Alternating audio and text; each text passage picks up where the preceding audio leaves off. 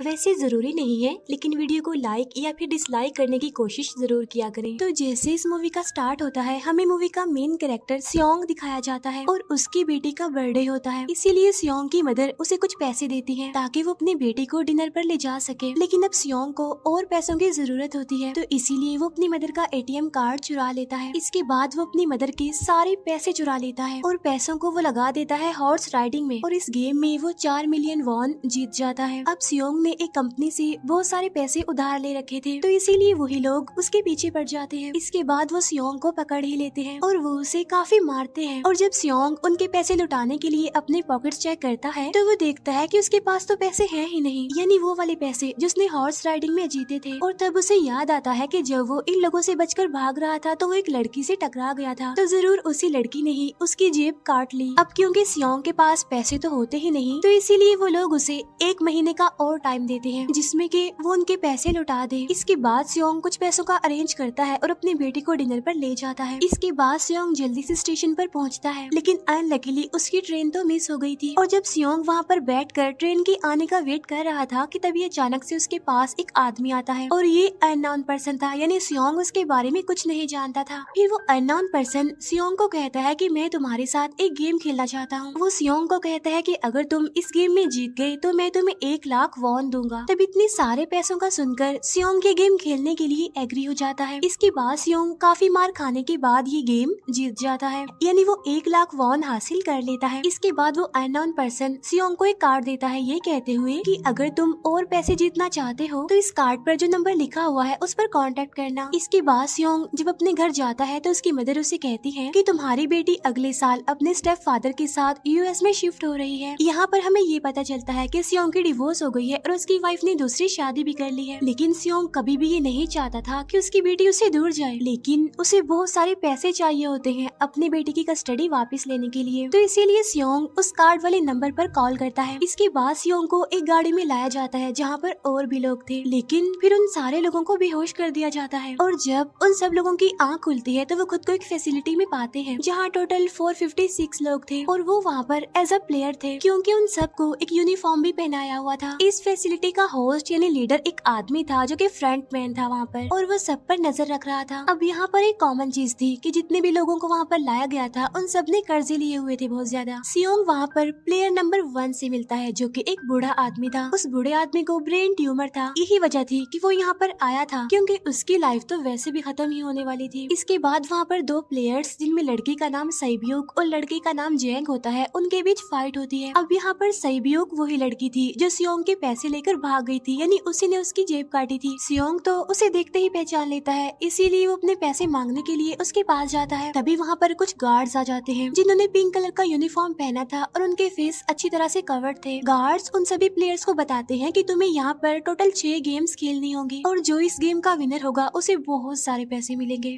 इसके बाद उन सबसे एक कॉन्ट्रैक्ट पर साइन करवाया जाता है और इस कॉन्ट्रैक्ट के 3 मेन रूल्स थे। पहला रूल ये कि कोई भी प्लेयर अपनी मर्जी से गेम को छोड़कर नहीं जा सकता। दूसरा रूल ये होता है कि जो भी प्लेयर खेलने से मना करेगा तो उस प्लेयर को एलिमिनेट कर दिया जाएगा, और उनके मुताबिक एलिमिनेट का मतलब क्या था ये तो हम आगे ही जानेंगे। गेम का तीसरा रूल ये था कि अगर मेजोरिटी इस गेम को खेलना नहीं चाहती तो वो इस गेम को छोड़कर जा सकते हैं। इसके बाद उन सबको गेम के लिए ले जाया जाता है। अब यहाँ पर सियोंग अपने क्लासमेट सेंगवू से भी मिलता है जो कि उसे बचपन से जानता था। सियोंग उसे वहाँ पर देखकर काफी हैरान होता है क्योंकि वो तो किसी बिजनेस के लिए आउट ऑफ कंट्री चला गया था। अब पहले गेम के लिए वहाँ पर एक काफी बड़ी डॉल थी और इस गेम का रूल काफी सिंपल था, और वो ये था कि डॉल जब भी गाना गाएगी उन सबको आगे बढ़ना है, और जैसे ही वो गाना गाना बंद करेगी तो उन सबको रुक जाना है और मूव नहीं करना है, और अगर कोई हिल गया तो उसे एलिमिनेट कर दिया जाएगा। अब स्टार्टिंग में तो ये सब कुछ उन्हें किसी प्रैंक की तरह लग रहा था, लेकिन जब एक लड़का हिल जाता है तो उसे शूट करके मार दिया जाता है, और यही होता है एलिमिनेट का मतलब, यानी उन्हें मार दिया जाएगा। अब ये देखकर वो सारे लोग काफी घबरा जाते हैं और उन्हें पता चल चुका था कि वो खतरे में है, इसीलिए लोग डरते हुए पैनिक करते हुए इधर उधर भागने लगते हैं।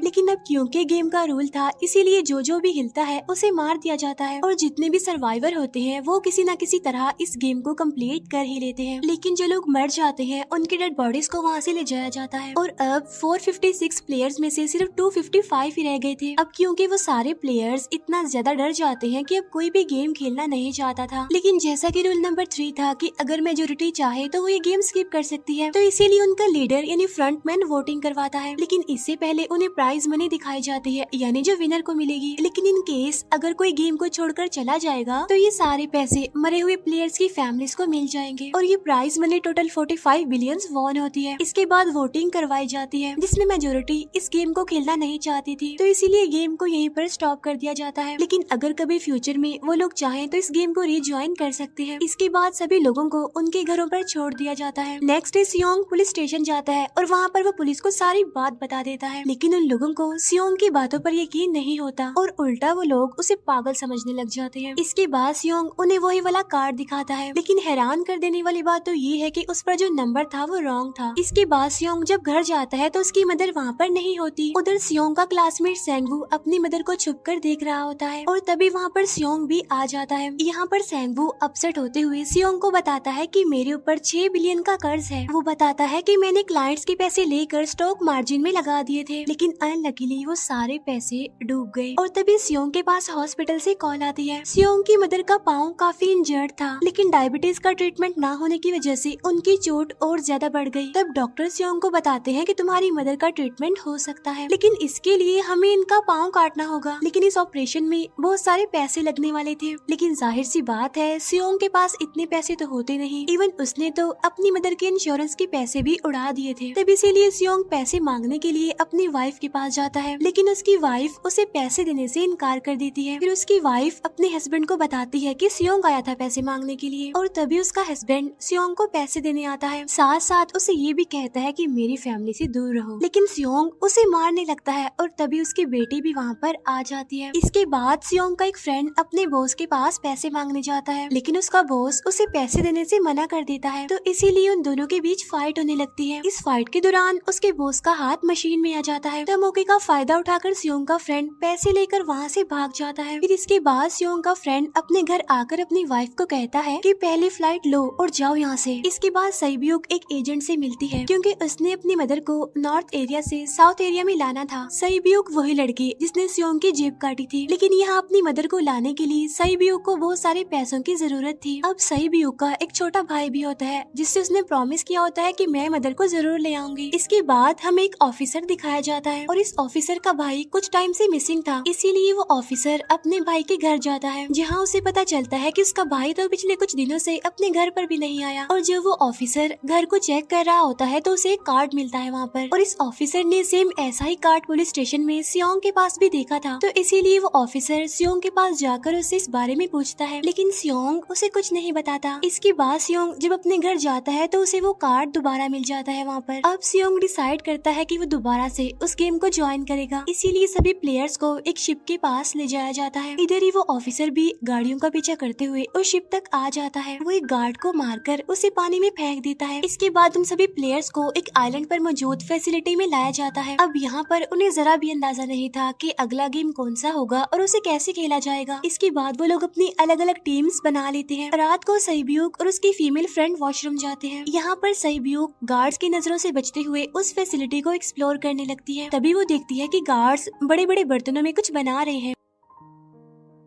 लेकिन अब क्योंकि गार्ड्स को शक हो जाता है तो ये गार्ड वॉशरूम्स को चेक करने के लिए आता है, लेकिन तब तक सईब्यूक वापस आ चुकी थी। इसके बाद सईब्यूक अपनी फीमेल फ्रेंड को सारी बात बता देती है जो उसने देखा था, लेकिन यहाँ पर सेंगवू उन दोनों की बातें सुन लेता है और वो इस बारे में सईब्यूक से पूछता है, जिस पर सईब्यूक बताती है कि वो बड़े बड़े बर्तनों में कुछ पका रहे थे। इसके बाद उन सभी प्लेयर्स को प्ले ग्राउंड में लाया जाता है, जहाँ पर उनके सामने 4 शेप्स थी। 4 शेप्स में से उन्होंने किसी एक शेप को चूज करना था। अब यहाँ पर सेंगवू को पता चल जाता है कि गेम क्या है और क्या करना है हमें। सेंगवू सियोंग को बताता है कि सबने अलग अलग शेप्स को चुनना है। इसके बाद उन सभी को एक छोटा सा बर्तन दिया जाता है जिसमें की शेप्स बनी होती है। अब गेम उनकी ये होती है कि उन्होंने किसी तरह उस शेप को बाहर निकालना है बगैर डैमेज किए, लेकिन अगर शेप जरा से भी खराब हो गई तो उन्हें एलिमिनेट कर दिया जाएगा, यानी मार दिया जाएगा। अब यहाँ पर सेंगवू तो इजिली उस शेप को निकाल लेता है, लेकिन सियोंग इतना ज्यादा घबरा जाता है कि उसकी हालत खराब होने लगती है, लेकिन फिर वो किसी न किसी तरह करके इस गेम को भी जीत लेता है। इसके बाद उन सबको वापस से रूम में लाया जाता है। अब यहाँ पर 187 प्लेयर्स वापस आए थे, जिनमें से अब सिर्फ 108 ही रह गए थे। इसके बाद उन सबको खाने के लिए ले जाया जाता है, लेकिन खाने की वजह से जैंग की एक लड़के से फाइट हो जाती है, जहाँ पर जैंग उस लड़के को इतना ज्यादा मारता है कि वो मौके पर ही मर जाता है। इधर ही हम देखते हैं कि उन प्लेयर्स में से एक डॉक्टर होता है जो गार्ड्स के साथ मिलकर मरे हुए लोगों के ऑर्गन्स निकाल कर उन्हें चाइनीज को बेचने का काम करता है। इसीलिए जब भी डेड बॉडीज को ले जाया जाता है तो वो डेड बॉडीज को गायब कर लेते हैं, क्योंकि ये सब कुछ एक प्लान के अकॉर्डिंग चल रहा था, क्योंकि ये सारा कुछ फ्रंट मैन से छुप कर हो रहा था। यही वजह थी कि कंट्रोल रूम में भी उन्होंने अपना ही एक आदमी बिठाया हुआ था जो कि उन लोगों की सारी वीडियो फुटेज डिलीट कर देता था, और गार्ड्स तो डॉक्टर को गेम के बारे में पहले ही बता देते थे ताकि वो सरवाइव कर सके। यहाँ पर एक गार्ड उसी प्लेयर डॉक्टर को बताता है कि आज हमने प्लेयर्स को जानबूझकर खाना कम दिया है ताकि वो आपस में लड़ने लगे, जिससे होगा ये कि सारे वीक प्लेयर्स गेम से आउट हो जाएंगे। साथ ही गार्ड डॉक्टर को अपनी अगली गेम के बारे में बता देता है। अब 30 मिनट के बाद वहाँ पर लाइट्स ऑफ होने वाली थी। अब यहाँ पर सेंगवू को पता था कि सियोंग की टीम जरूर कोई उल्टा काम करेगी, इसीलिए वो उस टीम को अपने पास बुलाकर उन्हें रिलैक्स रहने के लिए कहता है। उधर वो जो डॉक्टर प्लेयर होता है वो जैंग की टीम में शामिल हो जाता है। यहाँ पर डॉक्टर जैंग को बता देता है कि अगला गेम क्या होने वाला है। इसके बाद लाइट्स ऑफ हो जाती है और जैंग अपनी टीम के साथ मिलकर बाकी सभी को मारने लगता है। जैंग एक लड़की को मारकर सईब्यू को मारने जाता है, लेकिन तभी सियोंग उसे बचा लेता है। इसके बाद गार्ड्स वहाँ पर आकर उन सभी को रोक लेते हैं और अब टोटल 80 लोग रह गए थे। इसके बाद उन सभी को तीसरे गेम के लिए ले जाया जाता है और यहाँ पर उन्हें 10-10 प्लेयर्स की एक टीम बनाने के लिए कहा जाता है, और वो लोग ऐसा ही करते हैं, अपनी अपनी टीम बना लेते हैं। अब क्योंकि जैंग को अगली गेम के बारे में पहले ही पता होता है, इसीलिए वो सईब्यू की फीमेल फ्रेंड को अपनी टीम में नहीं रखता और वो अपनी टीम में सिर्फ मर्दों को ही रखता है। इसके बाद सेंगवू भी अपनी एक टीम बना लेता है। अब क्योंकि उन्हें एक प्लेयर की जरूरत थी तो इसीलिए सईब्यू की फीमेल फ्रेंड उनके टीम में शामिल हो जाती है, और ये गेम असल में टग ऑफ वॉर का होता है, यानी उन्होंने अपने सामने वाली टीम को नीचे गिराना था। इसके बाद गेम स्टार्ट हो जाती है और जैंग की गेम बड़ी आसानी से इस गेम को जीत लेती है। इसके बाद बारी होती है सेंगवू की टीम की। तब प्लेयर नंबर 1 यानी वो बूढ़ा आदमी कहता है कि मैंने अपनी जिंदगी में बहुत सारी टग ऑफ वॉर्स खेल रखी हैं, इसीलिए उन सबको गाइड करता है कि इस गेम को कैसे जीतना है।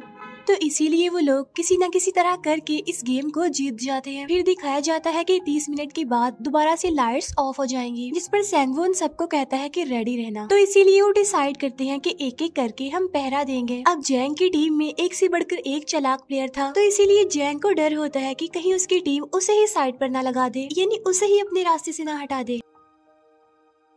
दूसरी तरफ डॉक्टर और गार्ड्स मिलकर डेड बॉडी की ऑर्गन्स निकाल रहे होते हैं और इन ऑर्गन्स को डिलीवर करने जाना था गार्ड नंबर 28 एंड 29। तब वो सभी एक डेड बॉडी के बारे में बातें करने लगती हैं जिसकी सिर्फ एक किडनी थी और वो उसे ज़ॉम्बी कह रहे थे। अब यहाँ पर जो गार्ड नंबर 29 था, यानी जिसने वो ऑर्गन्स डिलीवर करने जाने थे, वो कोई और नहीं बल्कि वो ऑफिसर था जो गार्ड के बेस में वहाँ पर आया था। और ये सब बातें सुनकर उसे शक होता है कि शायद ये लोग मेरे भाई की बात कर रहे हैं, क्योंकि उसकी भी एक ही किडनी थी। इसके बाद नंबर 28 और 29 यानी वो ऑफिसर ऑर्गन्स को डिलीवर करने के लिए चले जाते हैं। रास्ते में वो ऑफिसर नोटिस करता है कि टनल में तो बॉम्ब लगा हुआ है। तब नंबर 28 उसे बताता है कि जब हम यहाँ से बाहर निकलेंगे तो इस जगह को ब्लास्ट कर दिया जाएगा। अब यहाँ पर वो ऑफिसर नंबर 28 से और इन्फॉर्मेशन लेने की कोशिश करता है, इसीलिए नंबर 28 को उस पर डाउट होने लगता है, इसीलिए वो उस ऑफिसर को अपना फेस दिखाने के लिए कहता है। अब यहाँ पर वो ऑफिसर अपना फेस भी दिखा देता है, साथ साथ वो नंबर 28 पर गन पॉइंट भी कर देता है। साथ साथ वो ऑफिसर उससे एक किडनी वाले आदमी के बारे में पूछता है कि वो कौन है जिसे तुम ज़ॉम्बी कहते थे, जिस पर वो नंबर 28 उससे कहता है कि वो तो एक लड़की थी। अब यहाँ पर नंबर 28 उस ऑफिसर को कहता है कि तुम लीडर के रूम में जाकर सारी इन्फॉर्मेशन देख सकते हो, वहाँ पर सबका डाटा है। ये जानने के बाद वो ऑफिसर नंबर 28 को मार डालता है। उधर वो डॉक्टर गार्ड से अगली गेम के बारे में पूछता है, लेकिन इस बार गार्ड्स को भी अगली गेम के बारे में पता नहीं होता। तब इसीलिए डॉक्टर को गुस्सा आ जाता है और वो एक गार्ड को पकड़ लेता है और उनकी फाइट होने लगती है। इसी फाइट में डॉक्टर डॉक्टर उस गार्ड को मार कर वहाँ से भाग जाता है। इसके बाद एक गार्ड भी उसका पीछा करता है और वो दोनों प्लेग्राउंड में आ जाते हैं। यहाँ पर गार्ड डॉक्टर को अपनी बातों में फंसा कर उसे मारने वाला होता है, लेकिन तभी लीडर यानी फ्रंटमैन आकर उसे मार डालता है और बाद में वो उस डॉक्टर को भी मार डालते हैं। साथ साथ इन्हें वहीं पर नंबर 28 की डेड बॉडी भी मिल जाती है, जिससे इन्हें ये पता चल जाता है कि फैसिलिटी में कोई घुस गया है। उधर वो ऑफिसर लीडर यानी फ्रंटमैन के रूम तक पहुंच जाता है। तब वो चेक करते करते एक ऐसे रूम में जाता है जहाँ पर सबके रिकॉर्ड्स थे, और जब वो ऑफिसर रिकॉर्ड चेक कर रहा होता है तो उसे सभी विनर्स की एक लिस्ट मिलती है, जिसमें उसके भाई का भी नाम था, यानी वो भी कभी विनर था। उधर सभी प्लेयर्स को 4th गेम के लिए ले जाया जाता है, जहाँ पर उन सबको अपना अपना पार्टनर चुनने के लिए कहा जाता है, और वो प्लेयर्स करते भी ऐसा ही है, अपना अपना पार्टनर चुन लेते हैं। सहीब्यूक की फीमेल फ्रेंड भी अपना पार्टनर ढूंढने की कोशिश करती है, लेकिन कोई भी उसका पार्टनर बनने को तैयार ही नहीं था। इसके बाद सभी प्लेयर्स को 10-10 मार्बल्स दिए जाते हैं। असल में ये गेम ऐसी होती है कि एक प्लेयर को अपने पार्टनर से सारे मार्बल्स लेने होते हैं बगैर कोई जोर जबरदस्ती किए, और जो दूसरा पर्सन होगा यानी जिसके पास मार्बल्स नहीं होंगे उसे मार दिया जाएगा। फिर सैंगवू और सियोंग का फ्रेंड ऑड और इवन का गेम खेलते हैं, जिसमें कि उन्होंने गेस करना था कि सामने वाले के हाथ में कितने मार्बल्स हैं। अब यहाँ पर सियोंग का फ्रेंड सैंगवू के सारे मार्बल्स जीत जाता है, जिसकी वजह से लास्ट में सैंगवू के पास सिर्फ एक ही मार्बल बचता है। अब क्योंकि सैंगवू को पता चल चुका था कि अब वो बच नहीं पाएगा, इसीलिए वो सियोंग के फ्रेंड को अपनी बातों में फंसा कर उसे ये यकीन दिलाता है कि अगर हम में से कोई भी हार गया तो हारे हुए लोगों का मैच दोबारा करवाया जाएगा। अब यहाँ पर सैंगवू धोखे से सियोंग के फ्रेंड के सारे मार्बल्स चेंज कर देता है। इसके बाद सैंगवू मार्बल्स लेकर गार्ड को दे देता है और वहाँ से बाहर चला जाता है, और जब सियोंग का फ्रेंड मार्बल्स चेक करता है तो वहाँ पर पत्थर होते हैं। उधर प्लेयर नंबर 1 यानी उस बूढ़े आदमी की हालत खराब हो रही थी, इसीलिए वो तो इधर उधर घूम रहा था, लेकिन सियोंग किसी तरह उसे खेलने के लिए एग्री कर लेता है। अब यहाँ पर वो दोनों यानी वो बूढ़ा आदमी और सियोंग भी इवन आउट खेलते हैं। अब इनमें से वो बूढ़ा आदमी सियोंग के सारे मार्बल्स जीत जाता है, लेकिन लास्ट राउंड में वो बूढ़ा आदमी भूल जाता है कि उसने क्या चूज किया था। तो यहाँ पर सियोंग उसे बातों में फंसा कर उसके सारे मार्बल्स ले लेता है, लेकिन यकीन मानिए कि वो बूढ़ा आदमी काफी चालाक था। उसने एक मार्बल अपने पास ही रखा हुआ था और वो दोबारा से इधर उधर घूमने लगता है। अब यहाँ पर सियोंग उसे रिक्वेस्ट करता है कि प्लीज मेरे साथ एक और गेम खेलो ना। तब यहाँ पर वो बूढ़ा आदमी कहता है कि मुझे पता है कि तुमने सारे मार्बल्स धोखे से लिए हैं मुझसे। वो कहता है कि मुझे सब पता था, बस मैं पागल बनने की एक्टिंग कर रहा था। तभी सुनकर सियोंग को उस पर तरस आ जाता है और वो उसे ही सारे मार्बल्स दे देता है। उसके बाद सहीब्यूक और उसकी फीमेल फ्रेंड भी गेम खेल रहे होते हैं। उनकी गेम ये होती है कि जो मार्बल्स को दीवार के ज्यादा करीब फेंकेगा वो ही जीतेगा। पहले सहीब्यूक अपने मार्बल्स फेंकती है, लेकिन जब सहीब्यूक की फ्रेंड की बारी आती है तो वो अपने सारे मार्बल्स फेंक देती है। लेकिन जब सहीब्यूक ये देख लेती है तो वो अपने फ्रेंड को दोबारा फेंकने के लिए कहती है, जिस पर उसकी फ्रेंड कहती है कि नहीं सहीब्यूक, मैं बिल्कुल अकेली हूँ, मेरे पीछे तो कोई भी नहीं है, लेकिन अगर तुम्हें कुछ हो गया तो ये अच्छी बात नहीं है, तुम्हारे पीछे तुम्हारा छोटा भाई है, तुम्हारा वेट कर रहा है वो। और इसी वजह से सहीब्यूक की फ्रेंड को मार दिया जाता है। इसके बाद उन सबकी डेड बॉडीज को वहाँ से ले जाया जाता है। इसके बाद वो सब वापिस से रूम में आ जाते हैं। यहाँ पर जैंग देखता है कि सहीब्यूक की वो वाली फ्रेंड तो अभी तक जिंदा है, जो कि बड़ी आराम से बैठी हुई थी। अब यहाँ पर हमें पता चलता है कि सहीब्यूक की ये वाली फ्रेंड जैंग की भी फ्रेंड थी, लेकिन अब क्योंकि उन दोनों के बीच किसी बात को लेकर क्लैश चल रहा था तो इसीलिए जैंग की वो फ्रेंड उसे बुली करने लगती है। इसके बाद फ्रंटमैन को एक डेड बॉडी के पास उस ऑफिसर का आईडी कार्ड मिल जाता है। तभी फ्रंटमैन को पता चलता है कि उसके सारे वीआईपीज आ चुके हैं, तो इसीलिए फ्रंटमैन उन्हें लेने के लिए चला जाता है। फिर सारे वीआईपीज को उनके रूम में लाया जाता है। इसके बाद फ्रंटमैन वीआईपीज के आने के बारे में एक और आदमी को जाकर बताता है, और यही आदमी मेन होता है। और ये कौन होता है हम ये आगे जानेंगे। फिर नेक्स्ट डे उन सबको 5वें गेम के लिए लाया जाता है, जहाँ पर 1 से लेकर 16 तक नंबर पड़े होते हैं, और वो सभी प्लेयर्स अपना अपना नंबर ले लेते हैं। नंबर का मतलब ये था कि जो नंबर भी एक प्लेयर पर आएगा उसके मुताबिक उसकी बारी आएगी। अब यहाँ पर लास्ट में पहला और आखिरी नंबर रह जाता है, यानी 1 और 16। तो यहाँ पर सियोंग कंफ्यूज हो जाता है कि उसे कौन सा नंबर चूज करना चाहिए। अगर उसने पहला नंबर लिया तो वो फंसेगा और मरेगा, क्योंकि उसे नहीं पता कि गेम क्या है। और अगर लास्ट नंबर लेगा तो क्या पता उसकी बारी ही ना आए, टाइम कम रह जाए। और तभी वहाँ पर एक आदमी आ जाता है और वो सियोंग को कहता है कि मुझे पहला नंबर चाहिए, क्योंकि मैं अपनी जिंदगी में कभी भी फर्स्ट नंबर पर नहीं आया। फिर इसके बाद उन्हें गेमिंग रूम में लाया जाता है। अब इस गेम का रूल ये होता है कि दिए हुए टाइम में उन्हें ब्रिज की दूसरी साइड पर जाना है। अब इसके बीच में दो तरह के ग्लास लगे होते हैं, एक तो होता है आम ग्लास और एक होता है टेम्पर्ड ग्लास। आम ग्लास पर पाँव रखते ही वो टूट जाएगा और वो लोग नीचे गिर जाएंगे। इसके बाद गेम स्टार्ट हो जाता है और वो लोग एक एक करके मरने लगते हैं। फिर एक टाइम ऐसा आता है जब जैंग सबके सामने होता है और वो आगे ही नहीं बढ़ रहा होता। अब उनके पास एक ही रास्ता था, या तो वो आगे जाए या सारे ही मर जाएं। और तभी जैंग के सामने उसकी वही फ्रेंड आ जाती है जो उसे बुली कर रही थी, और वो जैंग को कहती है कि मैंने तुम्हें कहा था कि जिस दिन तुमने मुझे धोखा दिया मैं तुम्हें मार दूंगी। इसके बाद वो जैंग को पकड़ लेती है और उसे लेकर नीचे कूद जाती है, जिसकी वजह से उन दोनों की मौत हो जाती है। अब वहाँ पर एक आदमी था जो कि ग्लास कंपनी में काम करता था और उसे पता था कि टेम्पर्ड ग्लास कौन सा है, लेकिन जब फ्रंट मैन को इस बात का पता चल जाता है तो वो लाइट्स ऑफ करवा देता है ताकि वो ग्लास को पहचान ही ना पाए। अब लास्ट में एक ही स्टेप बचता है और उनके पास तो टाइम ही नहीं था, इसीलिए सेंगवू उस आदमी को धक्का दे देता है। तो यहाँ पर सेंगवू, सियोंग और सैब्यूक ब्रिज को पार कर लेते हैं, लेकिन ग्लास टूटने की वजह से उन्हें काफी चोट लग जाती है, खास तौर पर सैब्यूक को। उधर उस ऑफिसर ने एक सर्वेंट को मारकर उसकी जगह खुद ले ली थी। अब एक वीआईपी को उस ऑफिसर पर शक होता है और वो उसे कहता है कि अपना मास्क रिमूव करो, लेकिन वो ऑफिसर कहता है कि ठीक है, लेकिन मैं अंदर जाकर अपना मास्क रिमूव करूंगा। इसके बाद वो ऑफिसर उस वीआईपी को लेकर अंदर चला जाता है। अंदर जाकर वो ऑफिसर उस वीआईपी को बेहोश कर देता है और इस बात का पता फ्रंट मैन को चल जाता है, इसीलिए फ्रंट मैन उसके पीछे जाता है और वो उस ऑफिसर को देख लेता है, इसीलिए वो ऑफिसर वहाँ से भागकर आइलैंड पर आ जाता है। फ्रंट मैन भी उसका पीछा करते हुए वहाँ पर आ जाता है। अब यहाँ पर वो ऑफिसर अपने सीनियर्स को कॉल करने की कोशिश करता है, लेकिन कॉल कट हो जाती है। फिर वो ऑफिसर उन्हें सारे सबूत भेजता है, लेकिन वहाँ पर नेटवर्क नहीं था। इसके बाद फ्रंट मैन ऑफिसर को पकड़ लेता है और उसे उनके साथ चलने के लिए कहता है, लेकिन वो ऑफिसर तो उस फ्रंट मैन पर गोली चला देता है। इसके बाद फ्रंट मैन अपना मास्क उतार देता है, तो वो ऑफिसर देखता है कि वहाँ पर कोई और नहीं बल्कि उसका अपना भाई है वो। इसके बाद ऑफिसर का भाई यानी फ्रंट मैन उसे शूट कर देता है और वो जाकर पानी में गिरता है। उधर ग्लास लगने की वजह से सैब्यूक काफी इंजर्ड हो गई थी और उसका बहुत सारा खून भी बह रहा होता है। इसके बाद तीनों सर्वाइवर्स को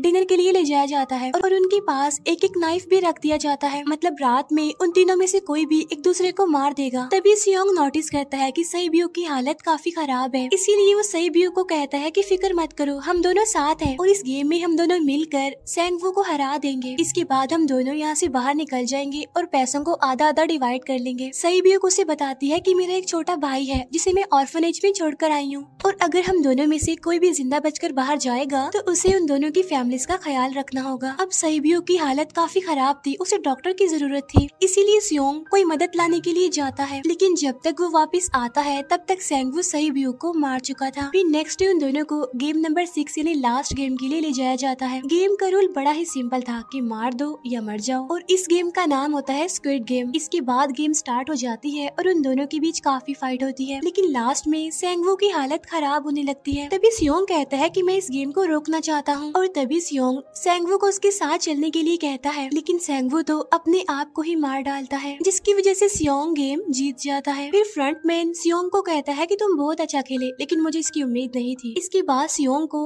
उसके घर पर छोड़ दिया जाता है और उसके पास एक एटीएम कार्ड भी था, और जब सियोंग उस एटीएम कार्ड को जाकर चेक करता है तो वो दिखता है कि सारे पैसे उसके अकाउंट में भेज दिए जाते हैं। इसके बाद सियोंग अपने घर जाता है, लेकिन तब तक उसकी मदर की डेथ हो जाती है। इसके बाद हमें 1 साल बाद का सीन दिखाया जाता है, जहाँ पर हम देखते हैं कि सियोंग की हालत काफी खराब हो गई है, यानी वो अब काफी नशा करने लग गया है और उसने अब तक उन पैसों को हाथ तक नहीं लगाया। एक दिन एक फूल बेचने वाली औरत सियोंग के पास आती है और वो उसे सेम वैसा ही कार्ड देती है जिसमें एक एड्रेस लिखा हुआ था, और फिर सियोंग उस एड्रेस पर जाता है, जहाँ पर उसे पता चलता है कि ये सारा किया धरा किसी और का नहीं बल्कि उस बूढ़े का है, प्लेयर नंबर 1 का, और वो अभी भी जिंदा है। यहाँ पर वो बूढ़ा आदमी सियोंग को बताता है कि मैं अपनी लाइफ से बोर हो चुका था और ये सारी गेम मैंने अपने क्लाइंट्स के साथ मिलकर बनाई ताकि मैं लोगों को मरता हुआ देखकर एंजॉय कर सकूं, लेकिन हाँ, हमने किसी को मजबूर नहीं किया था ऐसा करने के लिए, और मैंने गेम में इसीलिए पार्टिसिपेट किया क्योंकि गेम देखने से ज्यादा उसे खेलने में मजा आता है। वो कहता है जो पैसे तुम्हारे पास हैं वो मेरे ही हैं, और ये कहते ही उस बूढ़े आदमी की मौत हो जाती है। इसके बाद सियोंग सैब्यूक के छोटे भाई के पास जाता है और उसे लेकर वो जाता है सेंगवू की मदर के पास, और वो सेंगवू की मदर को कहता है कि इस बच्चे का ख्याल रखना, साथ साथ वो उसे एक बैग भी देता है जिसमें बहुत सारे पैसे होते हैं। इसके बाद सियोंग स्टेशन पर जाता है, जहाँ पर उसे वही अननोन पर्सन मिलता है जो कि उसे मूवी के स्टार्ट में भी मिला था। यहाँ पर सियोंग उसका पीछा भी करता है, लेकिन तब तक वो भाग चुका था। फिर सियोंग उस कार्ड वाले नंबर पर कॉल करता है और वो पूछता है कि तुम लोग कौन हो और लोगों के साथ ऐसा क्यों कर रही हो, क्यों खेल रही हो लोगों की जिंदगी से। लेकिन आगे से उसे रिस्पॉन्स आता है कि सियोंग, अगर तुमने जिंदा बचना है तो प्लेन में चढ़ जाओ। और इसी के साथ ये मूवी यहीं पर एंड हो जाती है। Thank you for watching.